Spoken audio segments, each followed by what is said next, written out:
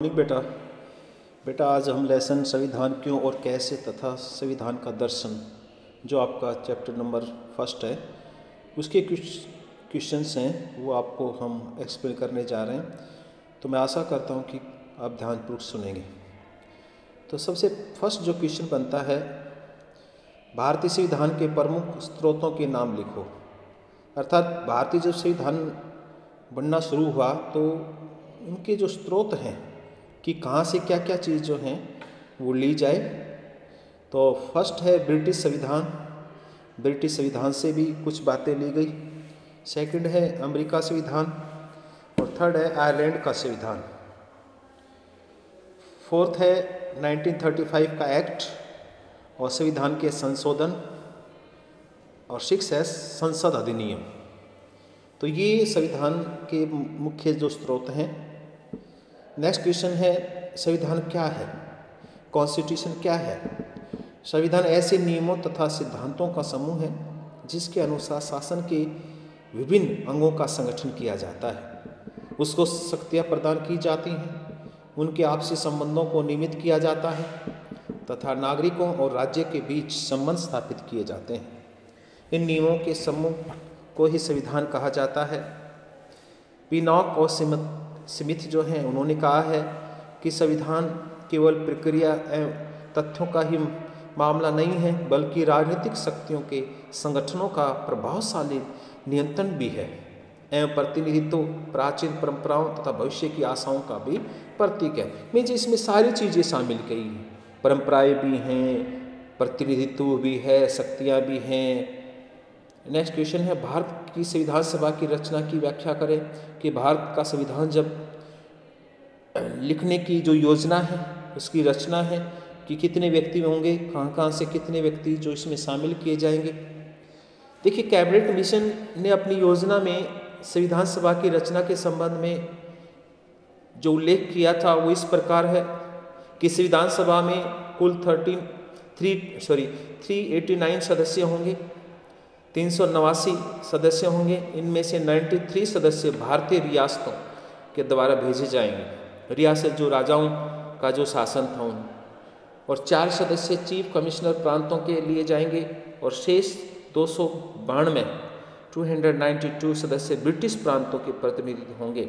अब देखिए बेटा, जो ब्रिटिश सरकार के अंडर जो राज्य थे उनमें से 292 हमारे जो भी रियासतें थी उनमें, और कुल सदस्य कितने होंगे 389, 4 सदस्य चीफ कमिश्नर। प्रत्येक प्रांत अपनी जनसंख्या के आधार पर 10 लाख व्यक्तियों के पीछे एक सदस्य संविधान में भेजेगा, यानी 10 लाख पॉपुलेशन उनमें से एक सदस्य जो है भेजेगा। प्रांतों द्वारा भेजे जाने वाले सदस्यों की संख्या विभिन्न जातियों में अपनी संख्या के आधार पर बांटी जाएगी। थर्ड है प्रांतों में दिए गए स्थान, उनमें रहने वाली मुख्य जातियां हिंदू, सिख, मुसलमान में उनकी संख्या के आधार पर बांट दिए जाएंगे। प्रत्येक जाति के प्रतिनिधि उसके द्वारा सदस्यों द्वारा चुने जाएंगे। फिर है केवल 3 प्रकार के वर्गों के मतदाताओं को बांटने का निश्चय किया गया। साधारण, जिसमें हिंदू, पारसी, एंग्लो इंडियन तथा भारतीय ईसाई भी सम्मिलित हैं। मुस्लिम तथा सिख केवल पंजाब से। फिर है देशी रियासतों के प्रतिनिधि प्रत्येक रियासत द्वारा जनसंख्या आधार पर भेजे जाने थे। उनके चुनाव का तरीका प्रांतों और रियासतों की एक मिलीजुली समिति के द्वारा तय किया जाता था।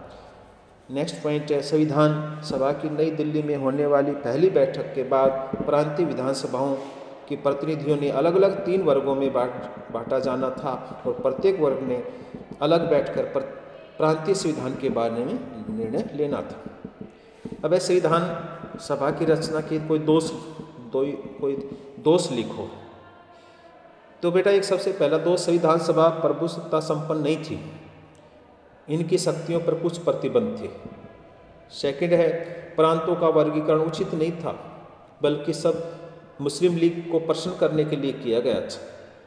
थर्ड है देशी रियासतों को संविधान सभा में प्रतिनिधित्व दिया गया था परंतु वे संविधान को मानने के लिए बाध्य नहीं थी। प्रांतों को अपने अलग अलग संविधान बनाने का अधिकार था और इस प्रकार 3 विभिन्न वर्गों में 3 अलग प्रकार के प्रांतीय संविधान बनाने थे। नेक्स्ट क्वेश्चन है संविधान सभा की प्रारूप समिति पर एक नोट लिखिए। तो देखिए, प्रारूप संविधान ने विभिन्न समितियों की रिपोर्ट के आधार पर भारतीय संविधान का मसौदा तैयार करने के लिए 29 अगस्त 1947 को डॉक्टर भीमराव अम्बेडकर की अध्यक्षता में 7 सदस्यों की एक प्रारूप समिति की स्थापना की। प्रारूप समिति ने संविधान का मसौदा तैयार करके उसको 21 फरवरी 1948 को संविधान सभा के अध्यक्ष की प्रस्तुति की और संविधान सभा के सदस्य प्रांतीय विधानमंडल तथा जनता को मसौदे संविधान पर विचार विमर्श के लिए लगभग 8 महीने का समय दिया गया। तो बेटा आज हम इतना ही करेंगे। कल नेक्स्ट जो टॉपिक है आपको डिस्क्राइब करेंगे। अब मैं आशा करता हूँ कि आप इसको ध्यानपूर्वक पढ़ेंगे। Thank you.